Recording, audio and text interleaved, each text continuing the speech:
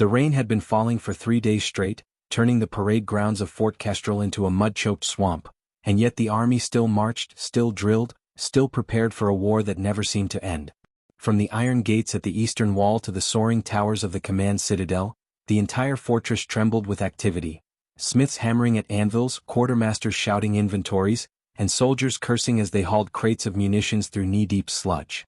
Somewhere in the center of it all, tucked into a corner workshop that smelled of oil, steel, and scorched leather, sat a woman who might have gone unnoticed by anyone with hurried eyes.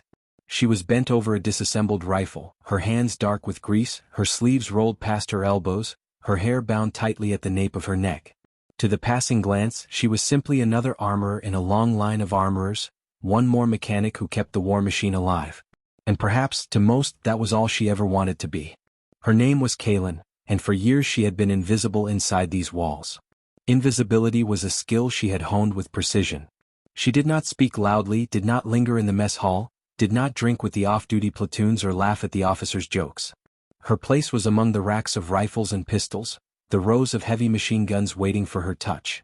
Her hands moved with uncanny grace, disassembling, cleaning, reassembling, so fast that even veteran mechanics sometimes paused to watch her. But she never raised her eyes to meet theirs. She kept her head down, content with the rhythm of work. The soldiers brought her broken gear, she returned it whole. That was the extent of her presence, and she guarded it fiercely. For in an army where medals glittered and stories of battlefield glory passed like currency, Kaylin seemed to carry none. She wore no stripes, no honors pinned to her chest. Just a plain set of gray fatigues stained by oil and fire. And yet, if one had been observant, if one had truly looked rather than glanced, they might have noticed something else. A small badge, almost hidden, tucked onto the inside flap of her tool apron. Its silver edges had dulled with time, but its engraving was unmistakable. A single hawk mid-dive, claws outstretched, circled by the mark of the 1st Legion. That insignia was not given lightly. It was not ornamental. It was reserved for soldiers who had done something extraordinary, something beyond the reach of ordinary mortals. But very few ever noticed it because Kaylin never allowed it to be displayed openly. She folded her apron in such a way that the badge was concealed, like a secret pressed against her ribs. On the rare occasion someone glimpsed it, they usually dismissed it as a keepsake, some trinket passed from family to family. That dismissal suited her. She wanted no questions. The general, however, was not the kind of man who dismissed details. General Theros had commanded legions across 4 campaigns, and he had a memory like sharpened steel. He saw what others ignored, and he carried the weight of every name, every casualty, every act of valor in the Empire's wars. When he entered the workshop that day, flanked by aides, his boots caked with mud from inspecting the troops, his eyes fell upon Kaylin in the corner. At first he regarded her as he did all armorers, a necessary function of the machine, unremarkable compared to the decorated officers who saluted him. But then, as he turned to leave, his gaze caught the edge of that badge, gleaming faintly in the dim light of the forge. For the briefest moment, the general stopped walking. His aides, surprised, nearly collided with him. And in the silence that followed, only the hiss of molten steel in the quenching bucket could be heard. Kaylin felt his eyes upon her. She looked up just once and met his stare. It was like locking gazes with a hawk circling high above, cold, unyielding, assessing. She quickly dropped her eyes and continued working, pretending nothing had happened. But the general had already seen enough. He had recognized the insignia instantly, the Hawk of Salas. A mark given to only 7 sharpshooters in the history of the Empire, each of whom had performed a shot that altered the course of a battle. He remembered the stories whispered through command circles, the legend of a single soldier at the siege of Vanar who, with one impossible bullet, had struck down an enemy warlord from over 2 kilometers away, halting the advance of an entire armored division. That act had been credited with saving not only the fortress but the Empire's northern border. The shooter's name had been erased from records, classified under orders of secrecy, but generals talked. Theros had heard the whispers, the ghost of Vanar. And now he wondered, was she sitting here before him, disguised as a mechanic, her hands blackened with grease instead of powder burns? His instincts told him yes. Because there was something in the way she moved, in the calm precision of her motions, that belonged to a different breed of soldier. Not a laborer. Not merely an armorer. This was someone who had once looked death in the eye and did not flinch. The general lingered, his aides shifting uneasily behind him. Finally he approached her bench. "What's your name, soldier?" he asked. His voice was calm but carried the weight of command, a tone that brooked no evasion. Kalen did not look up. "Kalen, sir. Armorer, 3rd class." Her voice was even, neither deferential nor defiant, as though she were reciting a fact from a ledger. The roast studied her. "That badge," he said softly so only she could hear. "Do you know what it means?" Her hands paused on the rifle just for a fraction of a second before resuming their steady work. "It means nothing, sir. Just an old piece of metal. Some things get passed down." But her eyes betrayed her. For a flicker, a spark of guarded fire flashed through them before she smothered it. The general saw it and he knew. She could deny it with words, but truth had a way of bleeding through silence. He straightened, letting the moment hang. "Perhaps," he said at last. "But I remember every medal issued under my command. And that one," he nodded toward the badge, "was not given lightly." His tone carried neither accusation nor praise, but something heavier, recognition. Kalen's jaw tightened though she said nothing. She kept her focus on the weapon before her, tightening a bolt with almost violent force. She wanted him to move on, to let her fade back into the shadows where she belonged. But she could feel, deep down, that the days of invisibility were numbered.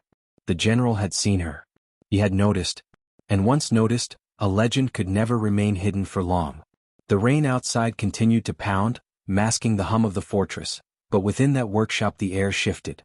It was as if some long-buried truth had stirred awake, demanding to be acknowledged. Kalen tried to bury it again, tried to tell herself she was just an armorer, nothing more.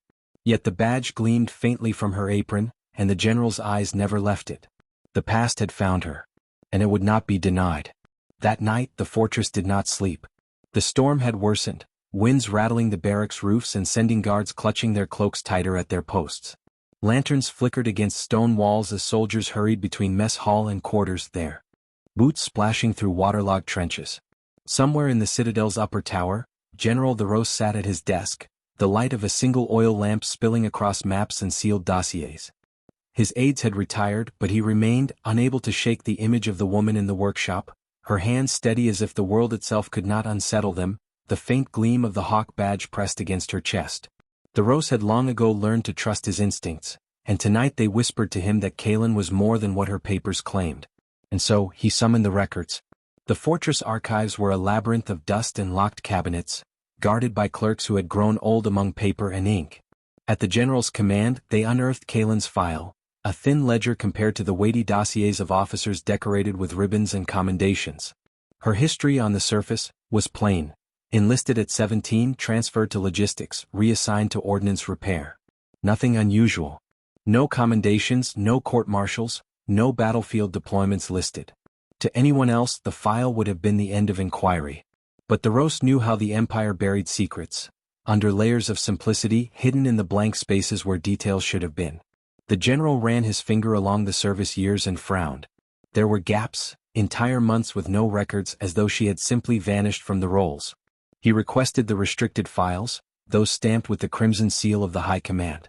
The clerks hesitated, warning that even generals required clearance.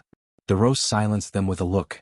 Within the hour, another stack was brought, older, dustier, sealed so tightly it seemed the very paper resisted being read. When he broke them open, fragments of truth spilled out like shards of a shattered mirror.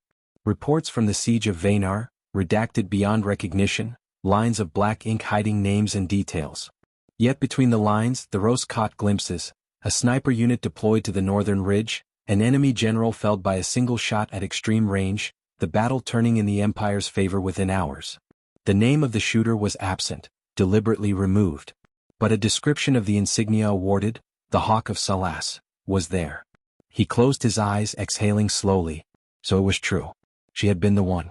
Meanwhile, in the dimly lit workshop far below, Kalen sat alone after the others had left. The storm's howl pressed against the stone walls, but inside the air was quiet, heavy with the scent of gun oil and metal. She worked late as she always did, though tonight her hands were not as steady as usual. The encounter with the general replayed in her mind. His piercing eyes, the subtle weight behind his words. She knew he had recognized the badge, and recognition was dangerous. For years she had lived in the shadows, content to be forgotten, and now the light of command had turned toward her once again. She tried to bury herself in the rhythm of her work, bolt, chamber, spring, barrel, but memories crept in, unbidden, unwelcome. She remembered the ridge at Vaynar, the bitter cold biting through her gloves, the breath freezing in her throat as she steadied the rifle. The enemy warlord's convoy had moved like a serpent across the valley below, armored vehicles and banners slicing through the snow. Her commander's voice had been sharp in her ear. "This is our only chance. One shot. Do not miss." And she hadn't. The bullet had flown true, impossibly true, striking its mark with a finality that echoed even now in her bones. She had felt no triumph, no pride, only the hollow silence that followed. They had called it legendary, but to her it had been necessity, survival. And when the war ended, when they offered her medals and promotion, she had refused them all. She had wanted only to disappear. So they let her fade into anonymity, buried her name, reassigned her to ordnance. And she had kept her silence ever since. But the general had noticed. And generals did not simply notice and walk away. Kaylin closed her eyes, exhaustion weighing on her. She had built her life around being invisible, but invisibility could not withstand scrutiny forever. She feared what would come next, not for herself but for the peace she had clawed out of the ashes of her past. The next morning the storm had broken, leaving the sky washed clean but the ground sodden and treacherous. Soldiers filed onto the parade ground, their boots squelching in the muck as officers barked orders. General Theros moved among them, offering curt nods, his mind elsewhere. He had not yet confronted Kaylin openly. Instinct told him that if pressed, she would retreat further into silence, perhaps even vanish entirely. Instead, he decided to observe, to watch her in her element, to confirm with his own eyes what the papers suggested. He sent word that he wanted his personal rifle serviced. The order, passed down through channels, arrived at Kaylin's workbench by noon. She read it without expression, though her heart sank. To service the general's weapon meant contact, scrutiny. Still she complied. When the Rose arrived, she was already at work, the rifle laid bare across her table. She greeted him with nothing more than a nod, her fingers gliding across the weapon as though she had known it her entire life. "You take care of your tools," she murmured, almost to herself, noting the minimal wear. The general watched her, saying nothing, studying the way her hands moved, not merely mechanical but intimate, like an artist handling paint. Every piece she touched seemed to fall into place with uncanny ease. It was the same calm precision he had seen in her eyes the day before, the same unshakable control that defined soldiers who had faced the crucible of war. At length he spoke. "Tell me, Kaylin, do you miss it?" She froze just slightly. "Miss what, sir?" "The battlefield. The silence before the shot. The weight of everything resting on a single pull of the trigger." Her jaw tightened. "I'm just an armorer, General." He leaned forward, lowering his voice. "And I am just a man who has read too many reports to mistake you for what you claim to be. You saved Vaynar. You carried the Hawk of Salas. Do not insult us both by denying it." For a long moment, the only sound was the clink of steel as she replaced the rifle's bolt. Then she sighed, a weary sound that carried the weight of years. "What I did at Vaynar, it wasn't legend, sir. It was necessity. One shot, that's all it was. A soldier pulled a trigger and another man fell. That's not something to glorify. It's something to bury." Her eyes lifted to his, calm but firm. "And I buried it. I would prefer it remain buried." The Rose studied her, torn between respect and frustration. He understood her desire for silence, but he also knew the Empire faced threats greater than ever. The frontier rumbled with unrest, enemy banners gathering in the east. Men and women of her caliber were rare, and rarer still were those who had already proven themselves capable of the impossible. He saw in her not just the past but the potential for the future. Yet he also saw the scars she carried, invisible but deep, and he wondered what price he would demand if he forced her back into the light. The tension between them lingered, unspoken, until at last he nodded. "Very well. For now you are what you say you are. An armorer." His tone carried a subtle weight, "for now." Then he retrieved his rifle, slung it across his shoulder and departed, leaving her alone once more. But as Kaylin watched him leave, she knew the reprieve was temporary. The general had seen her truth, and truth had a way of refusing to stay hidden. The fortress walls seemed to close in around her, and for the first time in years she felt the past pressing against the present, threatening to collide. She did not yet know what the general intended, but she knew one thing with certainty. The shadows she had lived in were growing smaller, and the light of recognition was drawing closer. The fortress bustled with renewed urgency in the days that followed. Word had spread of fresh movements along the eastern border, scouts reporting enemy caravans, whispers of alliances being forged in shadowed courts, rumors of a campaign that might soon engulf them all. Soldiers drilled harder, quartermasters doubled their orders, and the blacksmiths worked their anvils until the air glowed with sparks long into the night. Among this hive of preparation, Kaylin kept to her bench, burying herself in the mechanical solace of rifles and pistols, as though the rhythm of springs and bolts could drown out the unease pressing at the edges of her mind. But she could feel the general's gaze even when he wasn't present. The roast did not confront her again, not directly, yet his influence stretched across the fortress like unseen wires. Subtle things began to change around her. She was assigned more difficult repairs. Weapons not simply worn by use but damaged in ways that suggested deliberate sabotage. A broken scope with lenses warped beyond use, a rifle with a misaligned barrel that no ordinary armorer could realign without years of training. She handled each with quiet precision, refusing to ask questions, though she knew the source of these assignments. The Rose was watching, testing, measuring her by degrees. At first she passed these trials in silence. But then came the live-fire drill. The announcement arrived like any other order pinned to the workshop wall.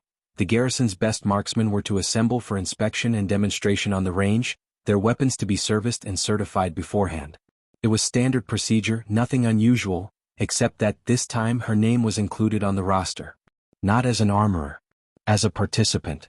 Kaylin had stared at the order long after the others left, her stomach tightening. Someone had written her into the line of shooters. And there was only one man in the fortress with authority to do so. The morning of the drill dawned clear, the storm finally spent, leaving the sky sharp and brittle as glass. Soldiers lined the shooting range, rifles gleaming in the sunlight, targets stretched across the open field. Officers stood behind them, clipboards in hand, murmuring to one another as they tallied scores. General De Ros was there as well, his hands clasped behind his back, his expression unreadable. When Kaylin arrived, a hush rippled down the line of soldiers. Few had ever seen her outside the confines of her workshop. To them, she was a ghost of grease and steel, a figure half forgotten behind stacks of ammunition crates. And now, to see her among the best marksmen of the garrison, it unsettled them. Kaylin kept her eyes low, trying to ignore the stares. She had not held a rifle in years, not truly, not in the way that mattered. Her hands remembered, though. They always remembered. As she was handed the weapon, a standard-issue long-barreled marksman rifle, her fingers closed around it with a familiarity she could not disguise. Muscle memory surged back like a tide, overwhelming the walls she had built around herself. She forced her breath steady, reminding herself that this was not Vanar, not a battlefield, just a drill. Nothing more. The first rounds were easy. Stationary targets at moderate range. Each soldier fired in sequence, the crack of rifles echoing across the range, the smell of gunpowder hanging heavy in the air. When Kaylin's turn came, she lifted the weapon, her cheek settling against the stock with instinctive grace. She exhaled, squeezed, and the target's center blossomed with a hole as clean as a pinprick.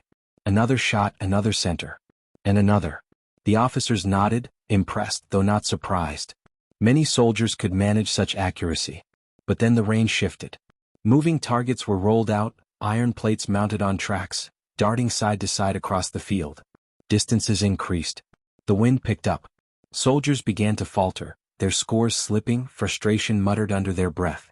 When Kaylin's turn arrived again, she lifted the rifle without hesitation. Her eyes narrowed, her body still as stone, the world narrowing to the rhythm of motion, wind, distance, breath. Crack. One plate dropped. Crack. Another fell. She tracked them seamlessly, as though the chaos of motion were nothing more than a pattern only she could see. By the time the sequence ended, her target line was the only one cleared entirely. The murmurs grew louder now. Officers exchanged glances. Soldiers shuffled, uneasy. De Ros said nothing, merely watched with the faintest tilt of his head. Then came the final test, one that was not standard by any measure. A signal was given, and a single target was raised at the farthest end of the field, so distant it was nearly invisible to the naked eye. Whispers rippled down the line. No one shot at that distance. It was beyond regulation, a range reserved for artillery, not rifles. But there it stood, a lone silhouette against the horizon. And when Kaylin saw it, her stomach turned to ice. She knew what this was. A provocation. A memory carved from the bones of Vanar itself. Her hands trembled for the first time as she lifted the rifle. The murmurs faded, the officers leaning forward, silence pressing heavy upon the range. The distance mocked her. Too far, too uncertain, no margin for error. She could walk away, refuse, claim impossibility. No one would fault her. But she felt the weight of Theros's gaze upon her, steady, expectant, and behind it, something more, a question, a challenge. Was she still who she once was? Or had time stripped her of that title, leaving only a shadow in its place? She breathed. The world narrowed to a single point. She remembered the ridge, the snow, the voice in her ear. One shot. Do not miss. She steadied, heart slowing, the chaos of distance folding into stillness. She squeezed the trigger. The crack rang out like thunder. Pause. Then, at the far horizon, the target shuddered, a dark hole opening dead center. Gasps erupted down the line. Soldiers turned, eyes wide, some in awe, others in fear. Even the officers seemed shaken. Only the Rose remained still, though a glimmer passed through his eyes, satisfaction and something deeper, like vindication. Kaelin lowered the rifle slowly, her hand steady once more. But inside she was trembling. She had exposed herself, undone years of silence in a single bullet. The ghost she had buried had risen again, and there was no forcing it back into the grave. She turned to leave, eager to escape the weight of their stares, but Theros's voice halted her. Impressive, he said, calm, measured, carrying across the range like a command. But accuracy is only one measure of a soldier. Tell me, armorer, do you still have the will to fight? The question hung in the air, heavy as stone. Kaelin said nothing. She simply walked away, rifle clenched in her hands, every step an effort to hold herself together. But she knew the general had his answer, whether she had spoken it aloud or not. And the fortress knew too. The legend was no longer invisible. It had been seen. It had been proven. And soon it would be called upon. The fortress had grown restless in the days after the marksmanship trial. Rumors spread faster than orders. Whispers about the armor who had outshot every marksman on the range, the woman whose single bullet had pierced the horizon itself. Soldiers speculated in hushed tones at the mess hall, their words carrying equal parts awe and unease. Some dismissed it as trickery, claiming the target had been rigged. Others swore they had seen her eyes turn cold as stone, the way only veterans of countless battles ever looked. Kaelin felt the weight of their stares wherever she went, the whispers brushing against her back like cold drafts in the corridors. For years she had cultivated invisibility, and now it had been stripped away in an instant. She retreated into her workshop, keeping her head down, but she knew the damage was done. The fortress had seen her, and once seen she could not be unseen. General the Rose did not summon her again immediately. Instead, he let the rumors fester, observing how she carried herself beneath their weight. He wanted to see whether she would crumble, retreat, or stand firm. And though Kaelin kept her silence, inside her chest a storm raged. The badge she had tried to bury pressed heavier against her apron each day, as though mocking her attempts to hide it. The memories stirred by that long shot on the range gnawed at her in the quiet hours of the night. She told herself she would not fight again. She had done her part at Vaynar, she had given more than enough. But deep down, a question had taken root, one she could not silence. What if the Empire truly needed her again? The answer came sooner than she expected. It was past midnight when the first alarm bell shattered the silence. Its iron clang echoed through the stone halls, joined by the distant thud of explosions. Kaelin bolted upright from her cot in the corner of the workshop, heart hammering. Outside, shouts rose like a tide, boots pounding the ground, officers bellowing orders, the sudden crack of rifles. She rushed to the door, flinging it open, and the night sky lit with fire. Enemy artillery arced over the fortress walls, slamming into the outer courtyards in eruptions of smoke and flame. Figures moved in the darkness beyond the gates, too many to count, their banners flapping in the storm of fire. The eastern border had risen, and they had chosen this night to strike. Kaelin's first instinct was to retreat, to lock herself back inside the safety of her workshop. But another explosion tore through the air, shattering the roof of the supply depot, sending soldiers screaming as fire consumed their munitions. Instinct warred with conscience. She could hide, yes, but the fortress was crumbling, men and women dying by the dozen. Her eyes darted to the racks of weapons she had repaired, each gleaming in the torchlight. She had spent years maintaining them for others to wield. But tonight, she knew, others would not be enough. She snatched a rifle from the rack and ran. The courtyard was chaos. Smoke and dust choked the air, the ground littered with the wounded. Squads scrambled to defensive positions, returning fire toward the shadowed ridge where enemy sharpshooters picked them off. Kaelin pressed against a shattered wall, scanning the field. Her eyes narrowed as she saw the pattern. Enemy fire wasn't random. It was calculated, suppressing the fortress's heavy gunners, cutting off supply lines, driving soldiers into choke points. It was the kind of precision strike only possible with skilled snipers embedded across the field. Without counterfire, the fortress would fall within hours. A young lieutenant stumbled past, clutching his arm, blood streaming through his fingers. "We can't hold them," he cried, voice cracking. "Their snipers have us pinned." His words cut off as a bullet tore through his chest, sending him sprawling lifeless at Kaylin's feet. She froze, rage and grief colliding in her chest. Her hands moved before thought could intervene. She dropped to one knee, braced the rifle against the rubble and sighted down the scope. Through smoke and moonlight she found him, an enemy marksman perched high on the ridge, muzzle glinting as he prepared another shot. Kaylin exhaled. Time slowed. The chaos around her dimmed to silence. She squeezed the trigger. The crack echoed and the marksman toppled backward out of sight. For a heartbeat, Kaylin sat frozen, the weight of the shot reverberating through her bones. Then another muzzle flash flared further down the ridge, another sniper claiming his perch. She shifted, fired, and another body fell. The soldiers around her, who had been cowering moments before, now turned wide-eyed as they realized where the counterfire was coming from. One by one their heads lifted, hope sparking in their eyes. "Cover her," someone shouted. Kaylin moved with deadly calm, her rifle snapping from target to target. Each shot rang true, cutting down enemy marksmen who had terrorized the fortress. The battlefield shifted as pressure lifted. Gunners rose from cover, heavy machine guns roaring to life, pouring fire into the advancing enemy lines. Officers rallied their men, barking commands with renewed strength. The tide had not turned yet, but it had steadied, all because one armorer had picked up her weapon again. Up on the battlements, General Theros watched through his field glass, his jaw tightening as he tracked her. He had suspected, tested, provoked, but even he had not anticipated the raw force she unleashed when cornered. Each bullet she fired carried not just accuracy but finality, as though fate itself bent to her will. The ghost of Vanar had returned, and the battlefield trembled with her presence. The fight raged for hours. Artillery thundered, walls crumbled, screams mingled with steel and fire. Kaylin fought without pause, her body moving on instinct, her mind locked into the clarity that only battle ever brought her. The years melted away, she was once again the soldier who had ended wars with a single shot. But with each kill, the weight on her soul deepened, the ghosts of the fallen pressing heavier against her heart. She had sworn never to return to this life, and yet here she was, drenched in blood and fire, her legend reborn in spite of her will. By dawn the attack had faltered.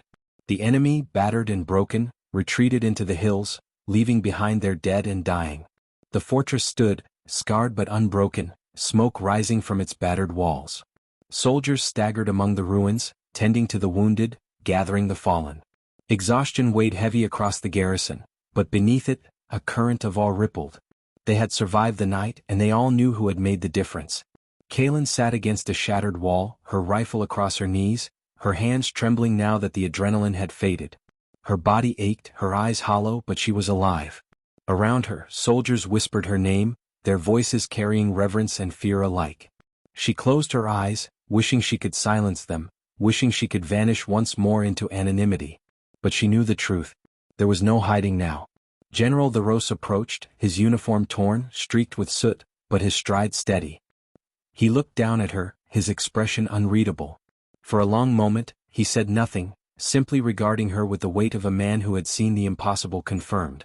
Finally he spoke, his voice low enough that only she could hear. "You saved them. Again." Kaylin shook her head, her voice hoarse. "I killed General.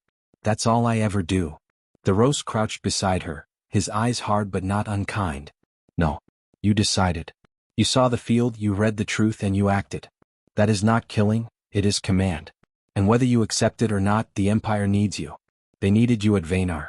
They needed you tonight. And they will need you again." Her eyes lifted to his, filled with quiet anguish. "I don't want to be a legend. I don't want them to look at me the way they are now." He leaned closer, his voice dropping to a whisper. "You don't have the luxury of choice anymore. Not after this. You are the hawk, Kaylin. And the hawk cannot remain in the shadows once it takes flight." His words cut through her like steel. She wanted to deny them, to retreat back into the comfort of grease and steel, to insist she was nothing more than an armorer. But as the sun rose over the battered fortress, its light glinting off the badge still pinned against her chest, she knew the truth as surely as he did. The ghost of Vanar had been reborn, whether she willed it or not. And the war was only beginning. The days that followed felt unlike anything Kayla had known before, for the barracks that once treated her as an invisible worker now pulsed with whispers of awe whenever she walked past, and though she never sought such attention, the moment General Ariston had pinned that badge back upon her chest had altered her place among them forever, yet with that honor came a responsibility she could not easily lay down.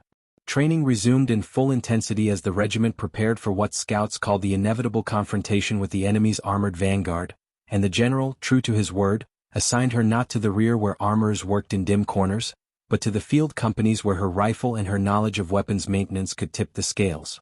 The first morning she stood on the range not as the silent woman who repaired cracked rifle stocks but as a marksman among soldiers.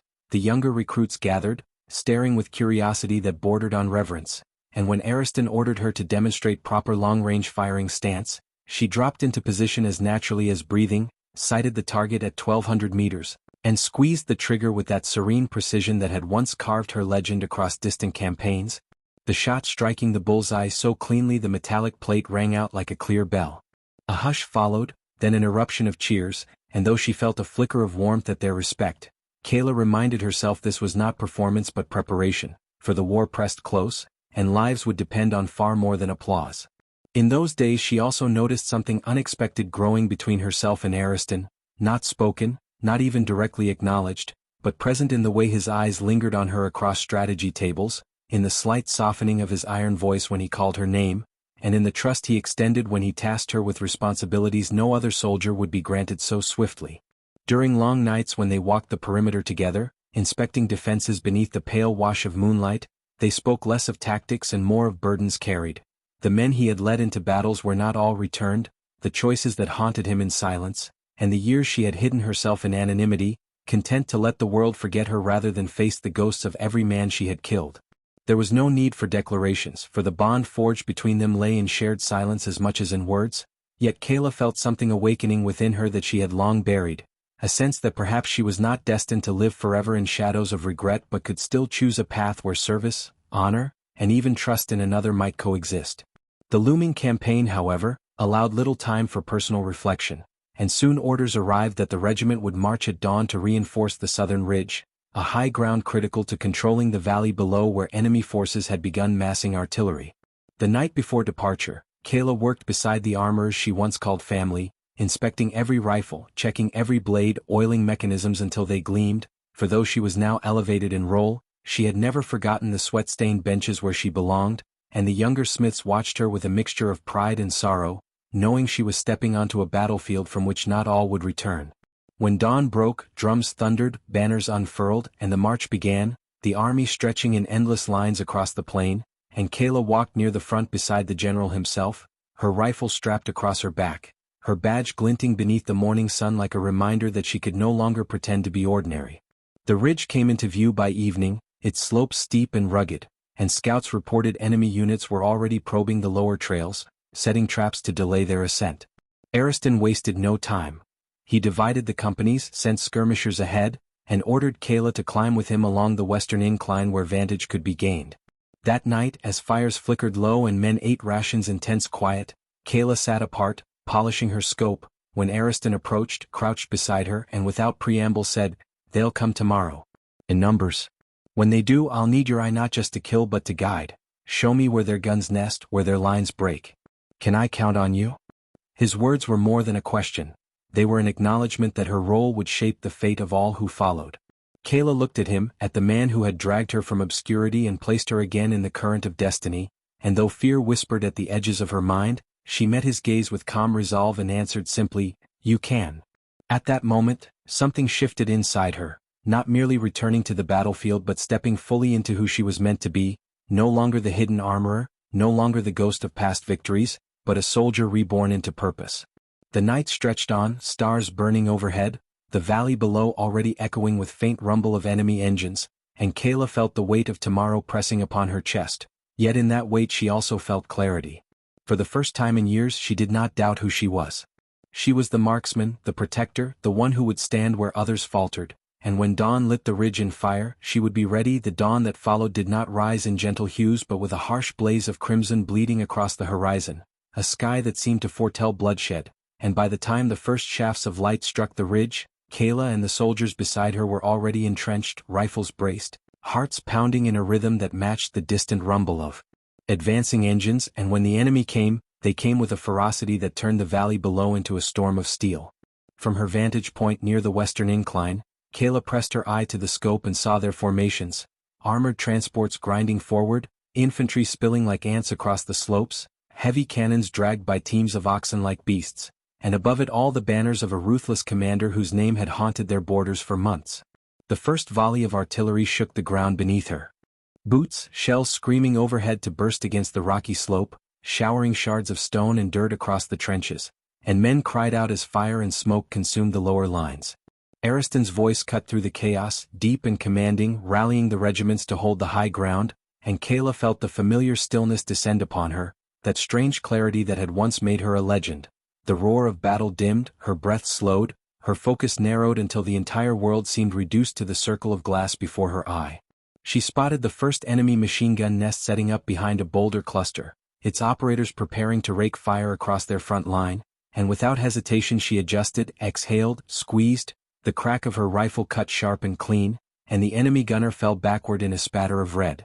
She shifted instantly, dropping the spotter beside him, then their replacement, the nest silenced before it could fire a single round. Soldiers around her shouted in awe, but Kayla heard only the echo of her heartbeat and the whisper of her scope aligning again. Another target, an officer raising his sword to order a charge. She fired, and the command died on his lips as he collapsed. She moved again, a mortar crew halfway through loading their tube, 2 quick shots, 2 bodies down, the mortar inert. Each kill was precise, necessary, without triumph, yet each one bought precious seconds for the men below to reposition, to breathe, to fight back.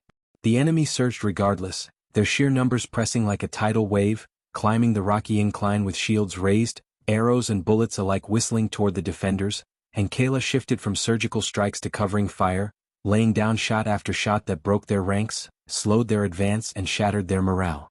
Ariston remained near the command line, his voice rising above the din, directing volleys, signaling reserves, his presence a pillar of unshakable resolve, and more than once Kayla caught his eyes lifting toward her perch, trusting that wherever she placed her aim, the tide would bend just enough to hold. Hours bled into each other, the ridge trembling beneath relentless assault, smoke choking the air, bodies strewn across jagged rocks. But still they held, and Kayla felt herself moving not as one woman but as an extension of every soldier's will to survive, her rifle singing death with grim efficiency.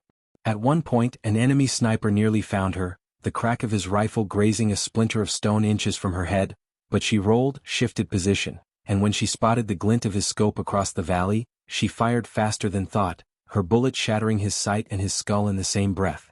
There was no room for fear now, only rhythm, the cycle of breath, aim, fire, chamber, repeat, and as the sun climbed higher, painting the battlefield in a merciless light, Kayla's legend was being rewritten before their very eyes, no longer a tale buried in the past but a living force holding the ridge. By midday the enemy, frustrated by their losses, unleashed their heaviest artillery, shells hammering the ridge with thunderous blasts that flung men into the air and split the ground into craters. Yet even as dust and smoke blinded many, Kayla's eye found patterns within the chaos. She spotted the artillery commanders waving flags far behind the lines, calculated the arc, and with 2 impossible shots at extreme range, she felled them both, leaving their guns firing blind until confusion tore their barrage apart.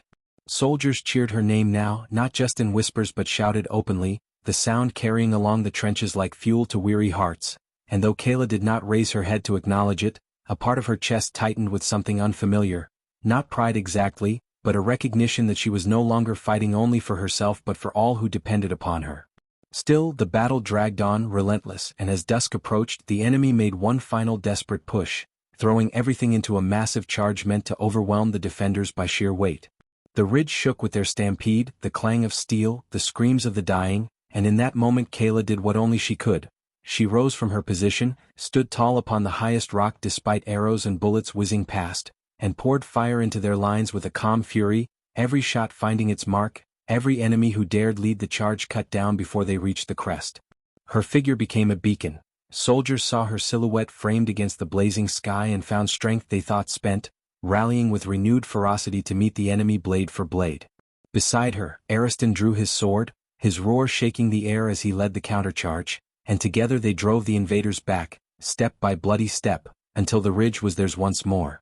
When the final horn of retreat echoed through the valley, the enemy scattering into the fading light, silence fell heavy upon the ridge, broken only by ragged breaths and the groans of the wounded. Kayla lowered her rifle at last, hands trembling, not from fear but from the toll of endless hours of killing, and she looked across the field of bodies, friend and foe alike, knowing this was the price of survival. Ariston approached her through the smoke, his armor dented, his face streaked with blood not his own, and when he reached her, he said nothing at first, only placed his hand upon her shoulder, the weight of that touch more than any words. Around them, soldiers murmured, some bowing their heads, others raising fists in salute, and Kayla realized the truth she could no longer deny. She was no longer the forgotten armorer, nor merely the marksman of whispered tales. She was their hope, their living legend, and though the war was far from over, tonight the ridge stood because of her. The night after the battle settled like a heavy cloak upon the ridge, and though the enemy had retreated, leaving behind their dead and broken machines, there was little peace among the survivors, for the cries of the wounded mingled with the crackle of campfires and the groans of shifting earth where artillery had torn the land open, and every man and woman present bore the weight of what they had endured. Kayla sat apart from the others at first, her rifle across her knees, staring out over the valley now littered with shadows that had once been living foes, and she found herself haunted by the stillness that followed, for in the silence she could almost hear the voices of those she had struck down, not in accusation but as an echo of necessity, a reminder that each pull of the trigger had carved another line into the fabric of her soul. Yet even in that solitude she was not forgotten, for one by one soldiers approached her, some bringing water, others merely standing near as if proximity to her presence was reassurance enough, and a few even whispered thanks, voices raw with exhaustion yet filled with reverence. They had watched her atop the ridge when hope faltered, had seen her rise against impossible odds and hold the line with unyielding fire, and in their eyes she was no longer just Kayla the armorer or Kayla the reclusive sniper of old tales, but something larger, something that seemed to carry the weight of destiny itself. Ariston came to her as the fires burned low, his stride slower than usual, his armor